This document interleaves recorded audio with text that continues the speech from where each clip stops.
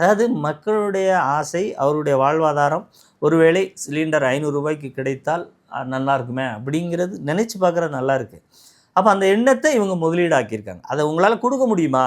உங்க ஆட்சி வந்தால் கொடுக்க முடியுமா? இல்லை மாதம் ஒரு முறை மின் மீட்டர் உங்களால் ரீடிங் எடுக்க முடியுமா? முடியாது. அப்போ ஆனால் அப்படி சொன்னா மக்கள் சந்தோஷப்படுவாங்க. நாங்க எடுத்துருவோம் அப்படின்னு. இப்படி ஒவ்வொன்றிலும் சொல்லிவிட்டு அதற்கு அப்படி முற்றிலும் முரணாக வீட்டு வரியிலிருந்து, கரண்ட் பில்லிருந்து தொடர் விலையேற்றங்களை விலையேற்றியிருக்காங்க.